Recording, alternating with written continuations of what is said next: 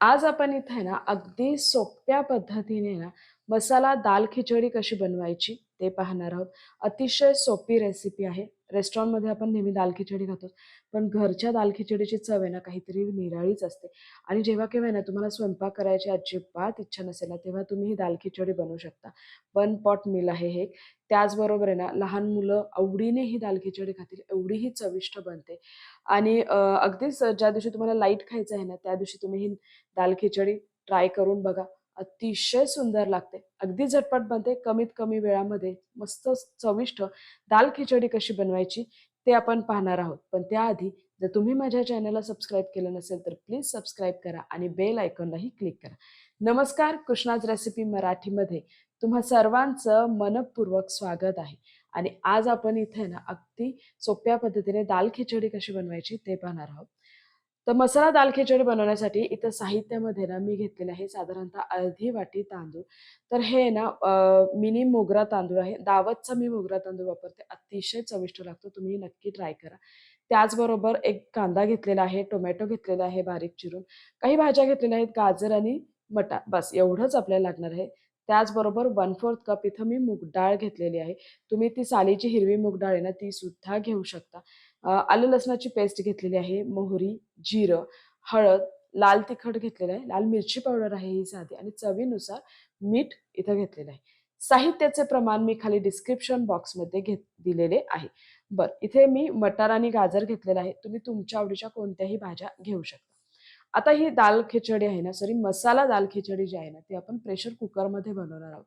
त्यासाठी मी इथं pressure cooker आधीच गरम करायला ठेवलेला होता.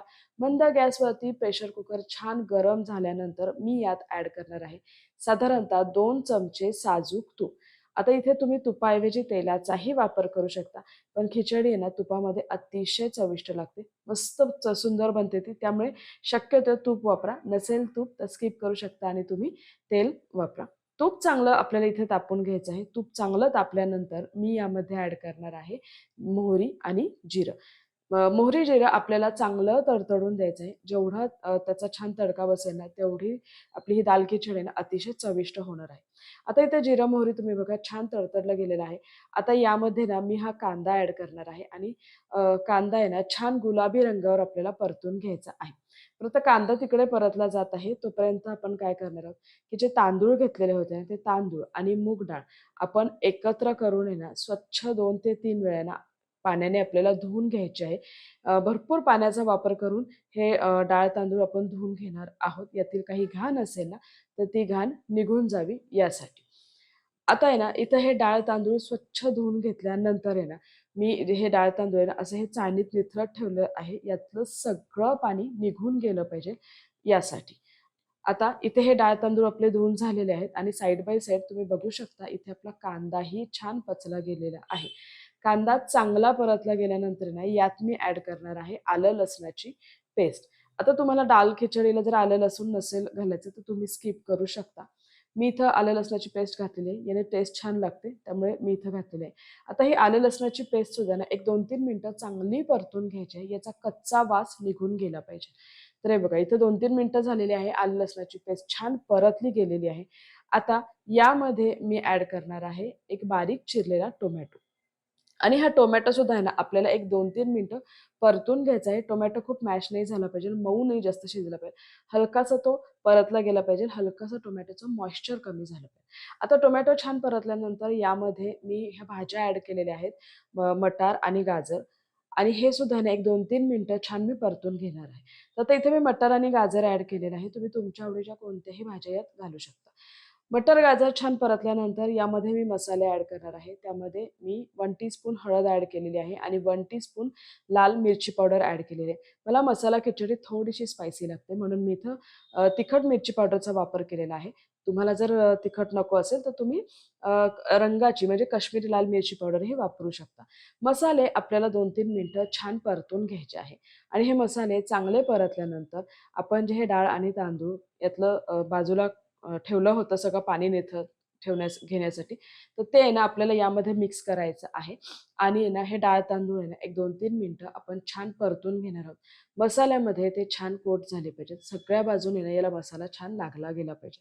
आता आहे ना हे डाळ तांदूळ छान परतल्यानंतर यात मी सगळ्यात शेवटी ॲड करणार आहे चवीनुसार मीठ आणि मीठ ॲड केल्यानंतर सुद्धा आहे ना छान हे सगळं मिक्स करून घ्यायचं आहे. एखाद मिनिटभर हे डाळ तांदूळ छान परतून घ्यायचे आणि त्यानंतर यामध्ये मी ॲड करणार आहे 3 कप पाणी.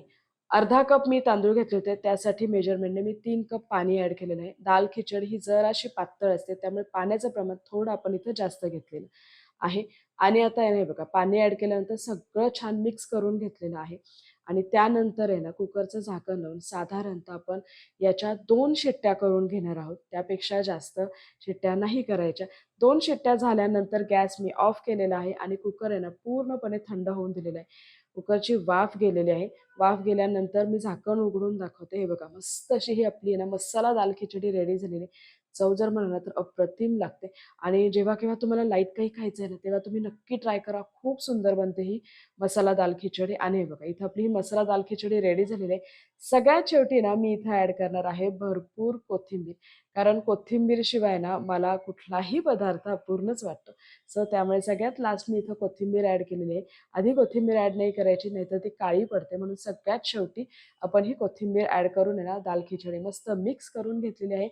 छान अशी ही मसाला दाल खिचडी रेडी झालेली आहे. ती मी आता सर्व्ह करून घेणार आहे. येस, तर हे बघा तुम्ही बघू शकता मस्त अशी ही मसाला दाल खिचडी खाण्यासाठी रेडी झालेली आहे. बरं, आता ही मसाला दाल खिचडी सोबत त्यावर भरपूर अशी छान तुपाची धार, तळलेला पापड आणि लोणचं. एक परफेक्ट जेवण होतं, पोटभरीचं होतं. तुम्ही नक्की ट्राय करा. खूप सुंदर लागतं आणि तुम्हालाही ना ही मसाला दाल खिचडी नक्की आवडेल. त्यामुळे एकदा तरी करून बघा आणि खाताना आहे ना जसं मी सांगितलं, की तुपाची धार, मस्तपैकी तळलेला पापड आणि लोणचं सोबत घेऊन बघा, खाऊन बघा. खूप सुंदर लागतं. एकदा तरी नक्की ट्राय करा आणि मी बनवलेली आजची ही रेसिपी तुम्हाला कशी वाटली हेही मला कमेंट बॉक्समध्ये जरूर कळवा. माझ्या चॅनलला सबस्क्राईब केलं नसेल तर प्लीज सबस्क्राईब करा आणि अशाच आहे ना वेगवेगळ्या रेसिपीसाठी आपण परत भेटूया. तोपर्यंत खात राहा, आनंदी राहा आणि सेफ राहा. धन्यवाद.